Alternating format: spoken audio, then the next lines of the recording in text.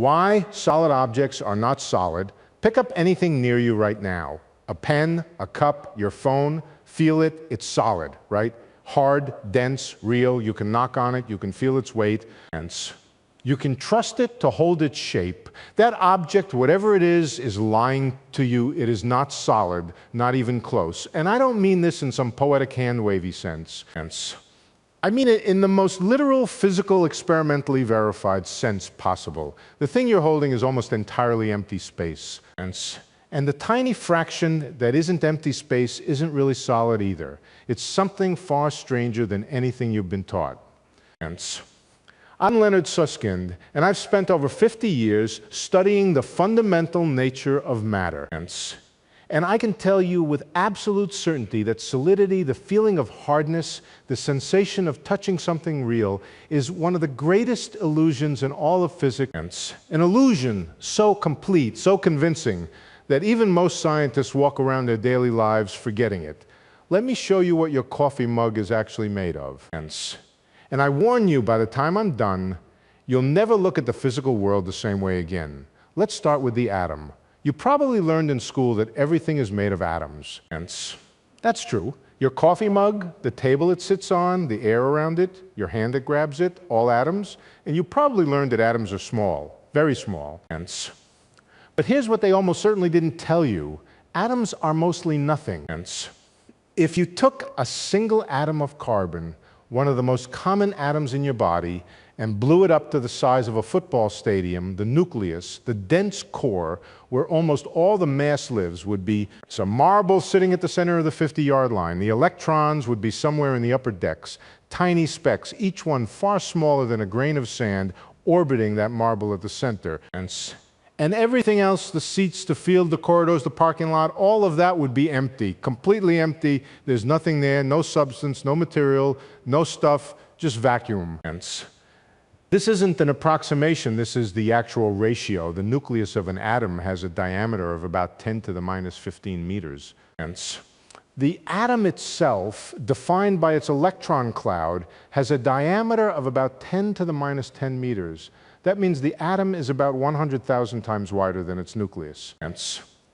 In terms of volume, the nucleus occupies about 1/trillionth of the atom's total volume, 1 part in a trillion. Everything else is empty space. So when you're holding your coffee mug, what you're actually holding is a collection of trillions upon trillions of atoms that are themselves trillions of times more empty than full. If you could somehow squeeze out all the empty space in your body, collapse every atom down to just its nuclear material, you would be smaller than a grain of sand. The entire human race, all 8 billion of us, compressed to nuclear density, would fit inside a sugar cube. That's how empty matter is. That's how empty you are. Now, you might be thinking, okay, Lenny, atoms are mostly empty. I've heard this before, but the mug still feels solid. I can't put my hand through it. So something must be filling that space, and something must be making it hard. And you'd be right to think that. But the answer to what makes things feel solid is far stranger than empty space being secretly full of something. The answer is forces, specifically electromagnetic forces. And this is where physics gets truly beautiful and truly weird at the same time.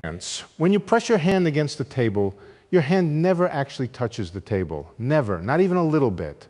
What happens is this. The electrons on the outermost shells of the atoms in your hand get close to the electrons on the outermost shells of the atoms in the table, and those electrons repel each other violently.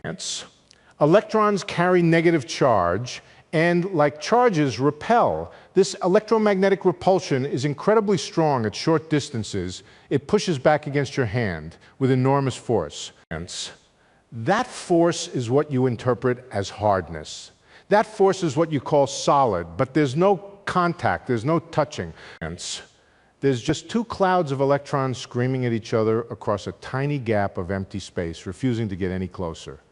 This means you have never touched anything in your entire life. Not your mother when you were born, not the food you eat, not the ground you walk on.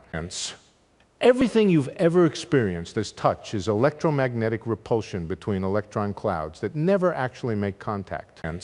The sensation of solidity is a lie told to you by your nervous system, a useful lie, an essential lie for survival, but a lie nonetheless.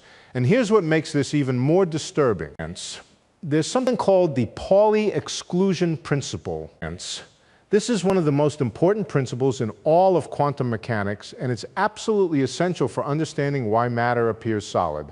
The Pauli exclusion principle, named after the physicist Wolfgang Pauli, states that no two fermions can occupy the same quantum state simultaneously. Electrons are fermions. So when two atoms get close together, their electrons cannot simply overlap and merge. They're forbidden from doing so by the deepest laws of quantum mechanics. Each electron must maintain its own distinct quantum state. This creates what physicists call degeneracy pressure, a quantum mechanical force that resists compression and gives matter its apparent rigidity. Without the Pauli exclusion principle, there would be no chemistry, no solid objects, no you. Every atom would simply collapse into its nucleus, and matter, as we know it, would not exist. Think about that for a moment. The solidity of your desk, the hardness of diamond, the rigidity of steel, none of it comes from atoms being packed tightly together. It all comes from a quantum mechanical rule about electron identity. The universe doesn't care about providing you with a comfortable surface to set your coffee on. The universe has rules about how identical particles behave, and as a side effect, an accidental consequence of those rules, you get to sit in a chair without falling through the floor. But here's where things get really interesting. Let's go deeper, much deeper, down past the atom, past the electrons, into the nucleus itself. Because if you thought atoms were strange, you haven't seen anything yet. The nucleus is made of protons and neutrons. You learned that in school. Protons carry positive charge, neutrons are neutral. They're packed together in the center of the atom, and they account for more than 99% of the atom's mass. But what are protons and neutrons made of? They're made of quarks. Each proton contains 3 quarks, 2 up quarks and 1 down quark, bound together by the strong nuclear force mediated by particles called gluons. And here's the astonishing thing. The quarks inside a proton account for only about 1% of the proton's mass. Let me say that again. The quarks, the fundamental particles that supposedly make up the proton, contribute only about 1% of the proton's mass. Where does the other 99% come from? It comes from energy. And specifically, it comes from the energy of the gluon field, the strong force interactions binding the quarks together. Einstein's famous equation, E equals mc squared, tells us that mass and energy are equivalent. The energy of the strong force field inside the proton manifests as mass. Your coffee mug's mass, your body's mass, the mass of every object you've ever lifted or weighed, 99% of it is not stuff in the traditional sense, it's pure energy. It's trapped, confined, seething energy of the quantum chromodynamic field. So here's the picture. Your coffee mug is made of atoms. Those atoms are 99.9999999% empty space. The tiny nuclei at their centers are made of protons and neutrons whose mass is 99% energy rather than matter. The quarks that make up those protons and neutrons are point particles with no spatial extent whatsoever as far as we can measure. And the reason the mug feels solid has nothing to do with physical substance and everything to do with electromagnetic forces between electron clouds that never make contact. The solid world is an illusion built on emptiness, maintained by forces, and given mass by energy. You're drinking coffee from organized nothing. Now, let me take this even further. Because we haven't hit the bottom yet. What are quarks and electrons actually made of? This is where modern physics reaches the edge of what we understand. And what we find there is perhaps the strangest idea in all of science. Quantum field theory, our best description of fundamental reality, says that particles are not tiny balls of stuff. They're not little marbles. They're not even really things in any meaningful sense. Particles are excitations of underlying quantum fields. Think of the ocean. The ocean is a vast body of water stretching in all directions. Waves form on its surface. Those waves have energy, they have momentum, they have definite shapes and sizes. But the waves are not separate from the ocean. They are the ocean temporarily organized into a particular pattern. Hence, in quantum field theory, the entire universe is permeated by fields: the electron field, the quark field, the electromagnetic field, the gluon field, the Higgs field, and several others. Hence, these fields exist everywhere, at every point in space, at every moment in time.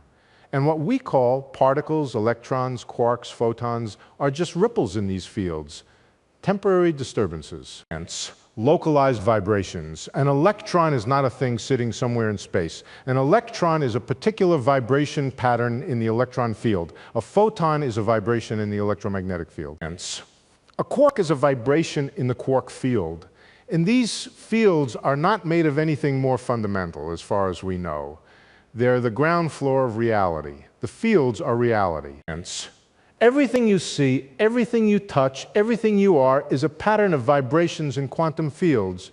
There is no substance underneath. There is no solid ground at the bottom of reality. Hence, just fields vibrating in the void. This is not speculation. Hence, this is the standard model of particle physics, confirmed by thousands of experiments, tested to extraordinary precision, responsible for every prediction we've ever made about subatomic phenomena. Hence, the solidity of matter is not just an illusion in the sense of atoms being mostly empty. It's an illusion in the sense that matter itself is not what you think it is. There are no little balls. Hence, there are no tiny building blocks. There are only fields and their excitations, vibrations in mathematical structures that permeate all of space and time. Let me give you an analogy that might help. Hence, imagine a perfectly still pond. The surface is flat, featureless, calm. Now imagine you disturb the surface. Ripples form. Those ripples interact with each other. Hence, they can combine, interfere, bounce off obstacles. Hence, if you looked only at the ripples and knew nothing about the pond underneath, you might conclude that the ripples are things, objects with definite properties. Hence, you might give them names, measure their heights, track their speeds. You might even build a theory of ripple mechanics, but you'd be missing the deeper truth. The ripples are not things. Hence, they're patterns in the pond, and the pond itself is the real story. That's what quantum field theory tells us about matter. The particles are not the story. The fields are the story. Hence, and the fields are not made of anything solid. They're mathematical structures described by equations existing in a framework we call space-time. Hence, what you call a solid object is a particular stable configuration of field excitations bound together by force-carrying field excitations, giving rise to electromagnetic interactions that your nervous system interprets as hardness and texture and weight. Now here's something that should really disturb you. The vacuum, empty space is not empty. This follows directly from quantum field theory. Hence, the fields are always there. Even in supposedly empty space, the fields are fluctuating, they're jittering with quantum uncertainty. Virtual particles are constantly popping into and out of existence. Hence, pairs of particles and antiparticles appearing from nothing, existing for an impossibly brief moment, and then annihilating each other. Hence, this is called the quantum vacuum, and it's one of the most energy-dense environments in the universe. Hence, the energy of vacuum fluctuations is theoretically enormous, though its gravitational effects are puzzlingly small, a discrepancy known as the cosmological constant problem, one of the biggest unsolved problems in all of physics. But the point for our discussion is this: the distinction between something and nothing, between matter and empty space, is far blurrier than you think. Hence, matter is organized vibrations and fields. Empty space is the same fields in their ground state, still fluctuating, still dynamic, still fizzing with quantum activity. Hence, the difference between your coffee mug and the space next to it is not the difference between something and nothing. Hence, it's the difference between two different states of the same underlying quantum fields. One state is organized into atoms and molecules and ceramic. The other state is what we call vacuum. Hence, but both are states of the same fields. Both are something. This raises a philosophical question that I think is profoundly important. Hence, if solid objects aren't solid, if matter isn't really material, if particles are just vibrations, and if even empty space is full of quantum activity, then what is real? Hence, what does it mean for something to exist?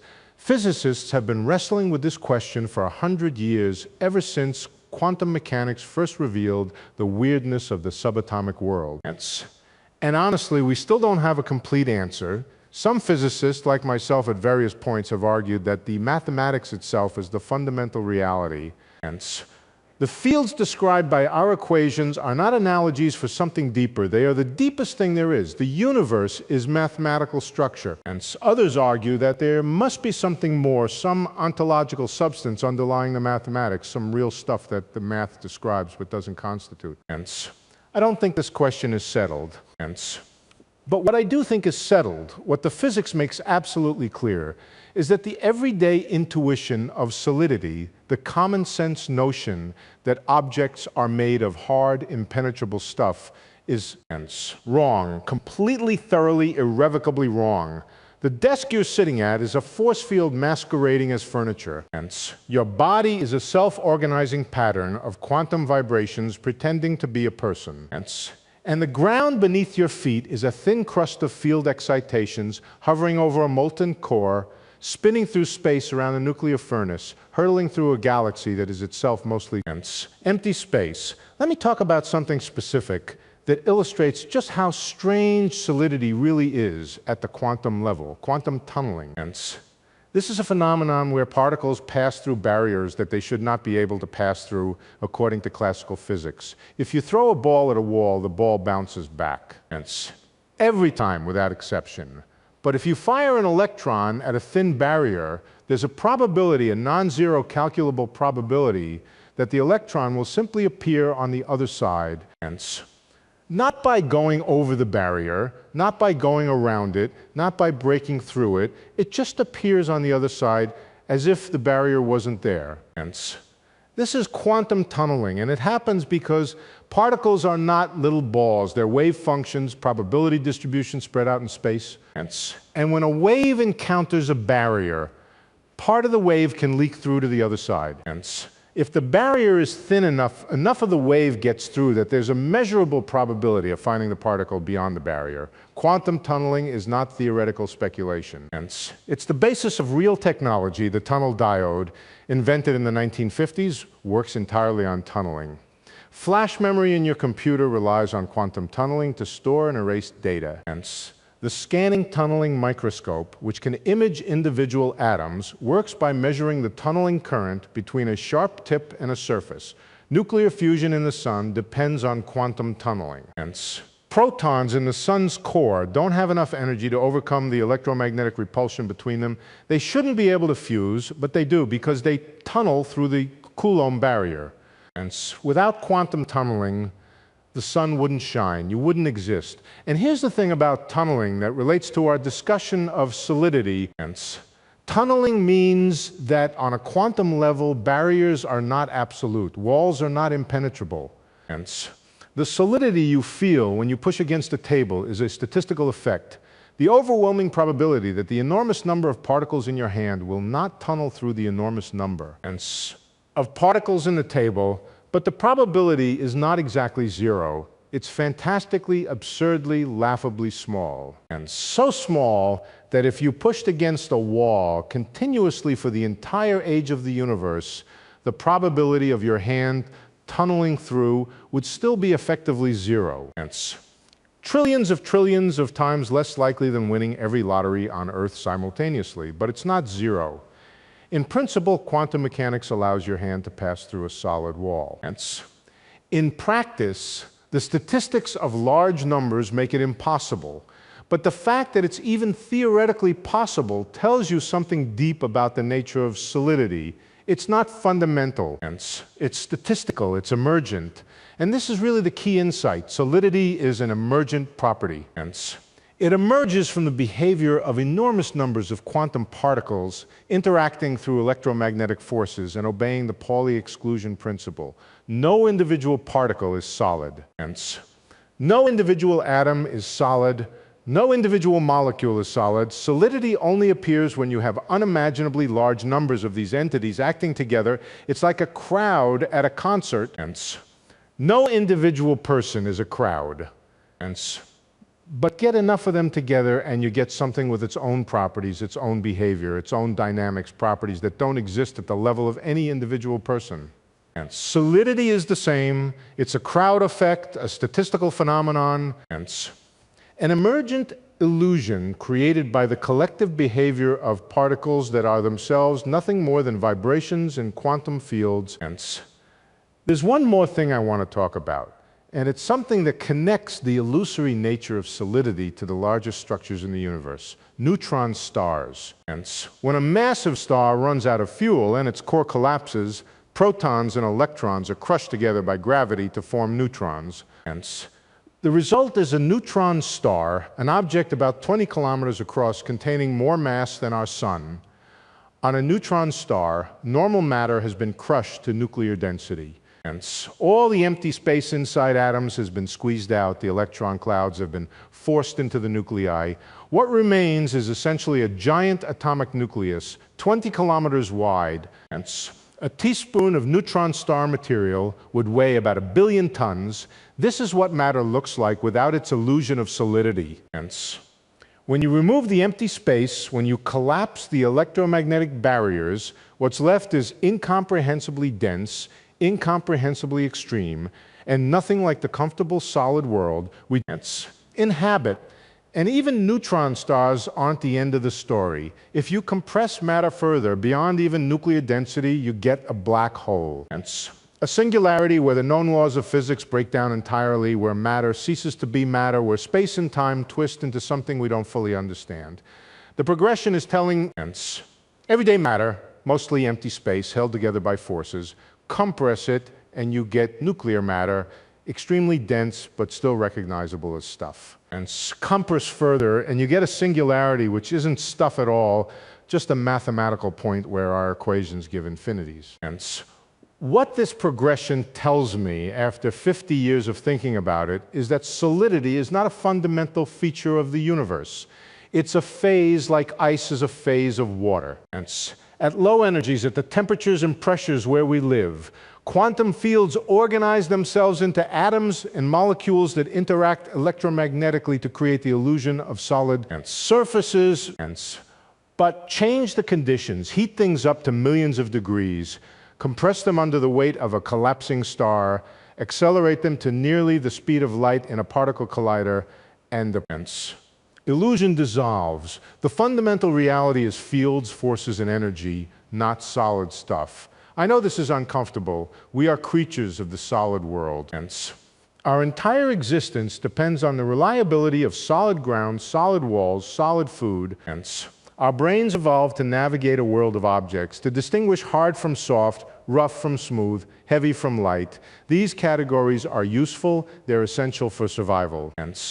But they're not fundamental. They're not what the universe is really like at its deepest level. At its deepest level, the universe is not solid. It's not made of stuff. It's made of mathematics and fields and symmetries and conservation laws and the strange, beautiful, terrifying logic of quantum mechanics. And the fact that this seething quantum chaos somehow organizes itself into a cup of coffee sitting on a table in front of you is, to me, far more amazing than if the cup were simply made of little hard balls stuck together. Could I be wrong? Could there be some deeper level of reality where solidity is fundamental? Where particles really are tiny, hard objects? I suppose it's possible. The history of physics is a history of surprises, but everything we know, every experiment we've done, every theory we've confirmed, points in the same direction down, deeper into more abstraction. More mathematics, more emptiness, more fields. The solid world is the surface. Underneath it, there's an ocean of quantum strangeness that doesn't look anything like a desk or a coffee mug or a human hand. So the next time you pick up something solid, something heavy and hard and undeniably real, remember what you're actually holding. A cloud of quantum fields vibrating in patterns held together by electromagnetic forces across vast stretches of empty space, given mass by the energy of the strong force, obeying rules written in the language of mathematics, creating the sensation of solidity through nothing more than the statistics of incomprehensibly large numbers. You're holding organized nothing. And that organized nothing is the most extraordinary thing in the universe. Not because it's solid, but because it isn't. And it convinced you otherwise for your entire life.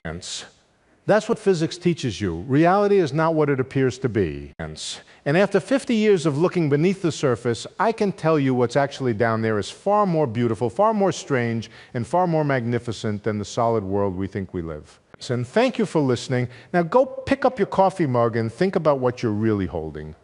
Think about the emptiness, the forces, the fields. Think about the fact that nothing in that mug is touching anything else, and welcome to the real universe.